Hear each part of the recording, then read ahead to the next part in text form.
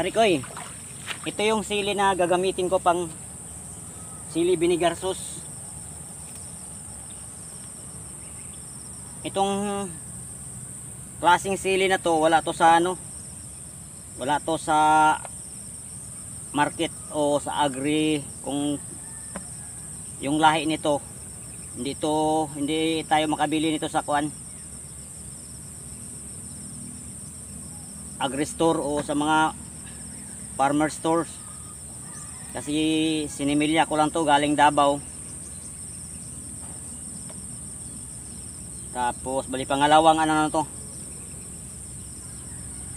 F2 nakabali to, kasi yung F1 nito wala na, isang taon na mahigit, medyo hindi na bigay maraming bunga. So ito yung F2, yung buto doon pinarahi ko uli. Kaya itong klaseng sili na to, wala to sa sa tindahan ng mga agricultural na mabibili natin. Dito lang to sa Pobreng Siman. So nag-harvest ako nito pare ko, gagawa ko ng sili vinegar sauce. Kasi yun ang tinatinda ko, sili vinegar sauce ni Pobreng Siman. Malay natin baka mag-click yan, makapag lagay na tayo sa market o sa mga tinda-tindahan na mga litsunan, makapag-iwan na tayo doon mga ilang botilya. Sa ngayon wala pa kasi medyo alanganin pa. Sa merkado muna tayo, sa may mga isdaan, sa tabuan, sa gulayan, doon muna ako nagtinda-tinda parikoy.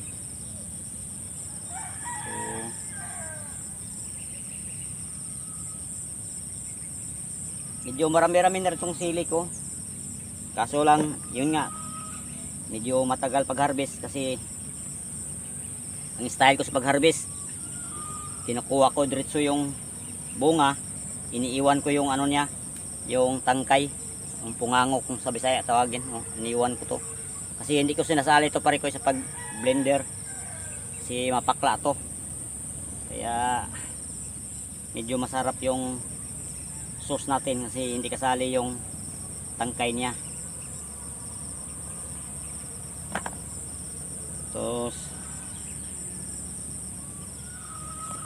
ito na, medyo matagal-tagal, medyo basa pa kasi umulan kagabi.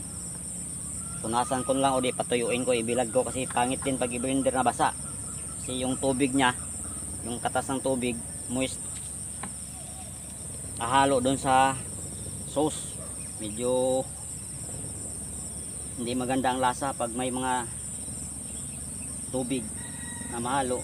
So kailangan patuyuin to o di punasan.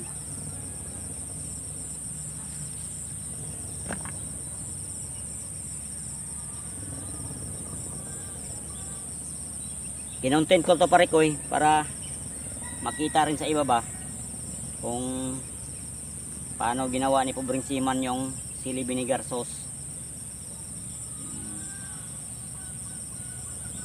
Yung binta ko nito pare ko hindi masyadong mahal, kasi yung sili sa akin man hindi ko binibili. Kung binibili kong sili, medyo mahal ang binta natin sa sauce. Kaso sarili man, medyo nakapabor tayo. Alam mo pare ko kasi ngayon ko lang nalaman din, sabi ng tito ko, yung sili doon sa Angeles, Pampanga, yung 20 pesos mo, ilang piraso lang na sili, 20 pesos. Siguro kung doon ko to mabinta sa market sa Angeles, tiba-tiba sana pare ko, marami sana tayong mabinta o magkapira-pira sana si Pobreng Siman. Kasi biruin mo, yung 20 pesos sa Tiangge o sa palengke, sa sidewalk, ilang piraso lang, no? Ang daming bunga, nangahulog na nga yung iba Kaya yun nga lang, malayo man doon, hindi na pwede. Kasi paano natin idalhin doon sa Angeles City, no? Ang layo, no? Kasi galing yung tito ko doon eh. Sabi na mahal dito man. Mahal yung sili. Sige lang, hayaan lang dito. Tiyaga-tiyaga lang muna tayo sa medyo mura. Kasi baka pagpalain tayo, makatinda tayo ng medyo marami-rami na sili vinegar sauce. So yan lang muna pare ko eh. Marami pa itong harvestin ko. Maya naman doon naman sa pagiling. Pare ko, ito na yung na-harvest kong sili. Oh. Yung iba mayroon talaga hindi ko maiwasan, may kasama, pero tatanggalin ko yan. Tapos itong yung basa, punasan ko na lang para hindi talaga mabasa pag blend ko. Walang kasalin, walang kasamang tubig. So ito 2 kilo mahigit.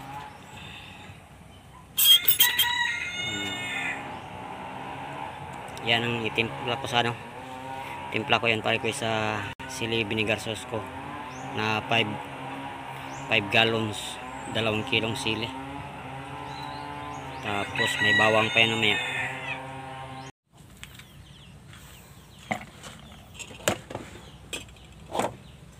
So pare ko, mag-umpisa na ako gawa ng sauce, no.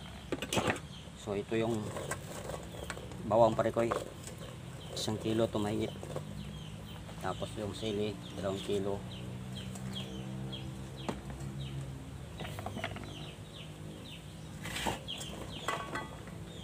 Portable na yung panggili ko pare ko, wala yung processor.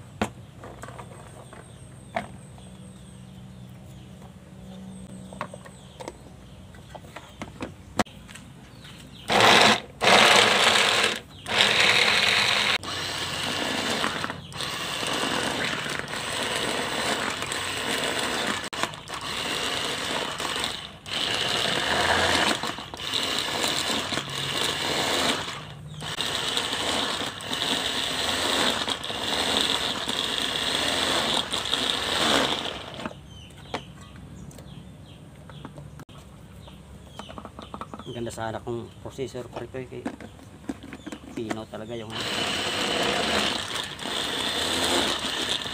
roll na.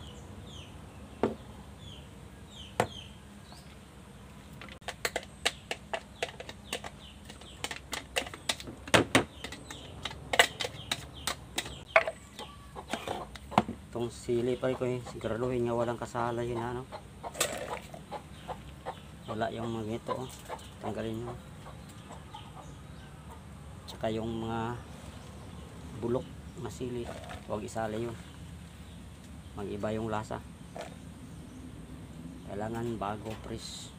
Kahit hindi naman bagong harvest, basta huwag lang yung bulok o yung lata. Huwag isali yung mga lata o bulok na sili.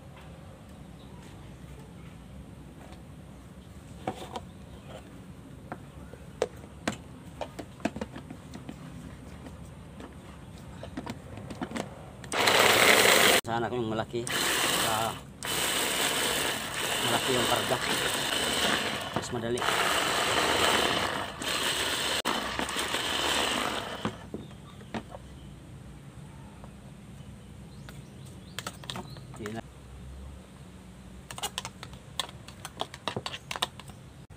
Roll na.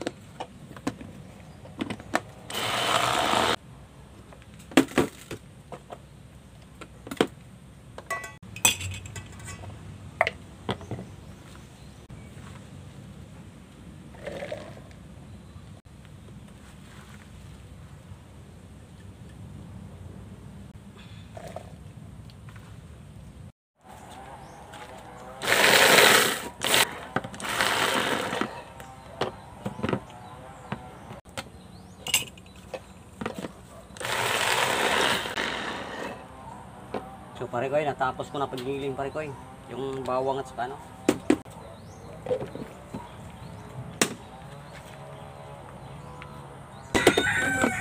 pare ko, natimpla ko na yung pare ko, yung suka. suka. Nalagay ko na yung suka sa sili na giniling ko. Pati yung bawang na giniling ko. So itata na lang ako.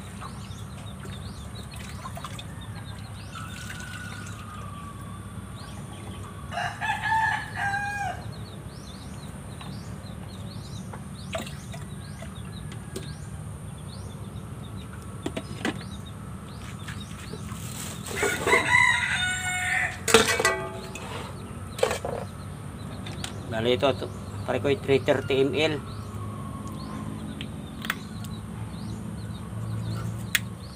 ₱30 yung binta ko. Isang ganyan, 330 ml yan.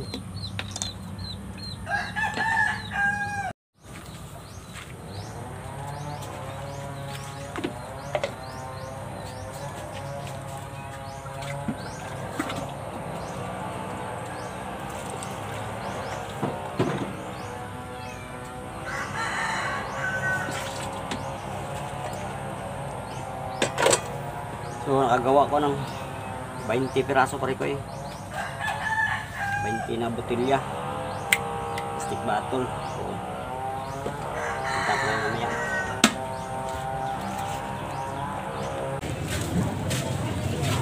Tayo sa diya.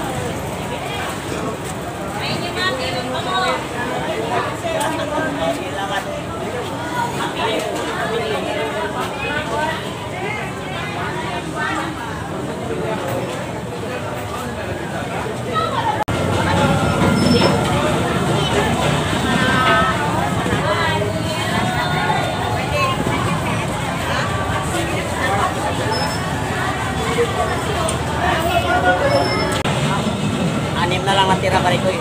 Nakabinta ako ng dalawa. Ako sa ito order. Awan! Doon sa may... Kara! Unahan yung titinda ng baboy. Bali, lima na lang tapusin natin mabinta.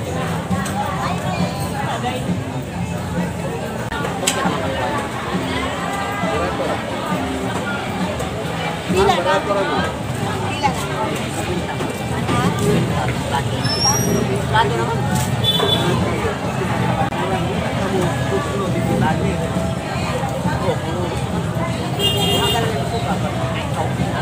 Alam kayo na?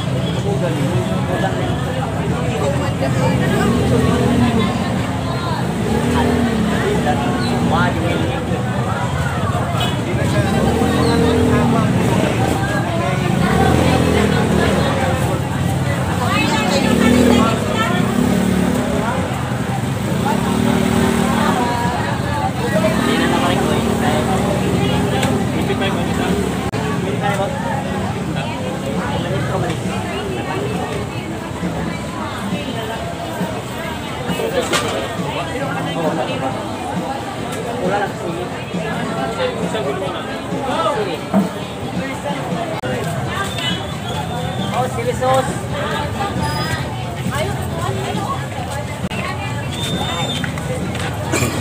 Ay, umar na din. Ma'am, chili sauce, ma'am. Awan. Winta. Ito, Philippine. Tamis Templado eh. na, templado. Templado lang. Tamis eh. Dalawa lang. Lawan ta.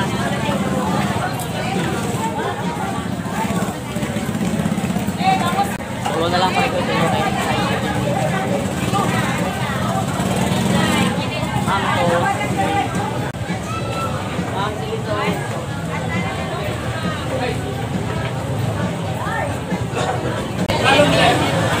Dalawa lang.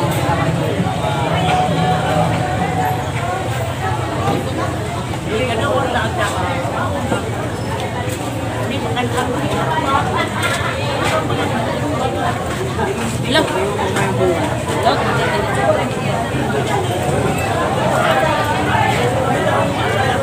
Ma'am, chili sauce. Iwas na lang.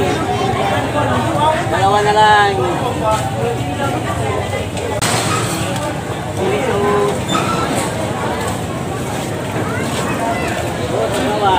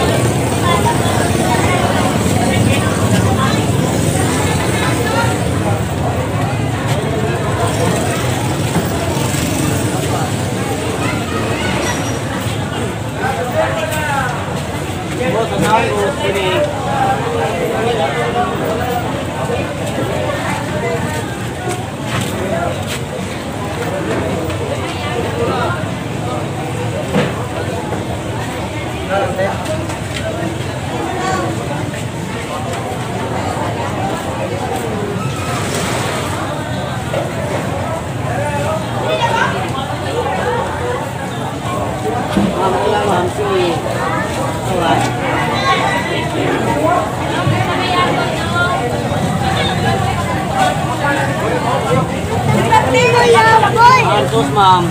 Tawad. Sorry, natagal.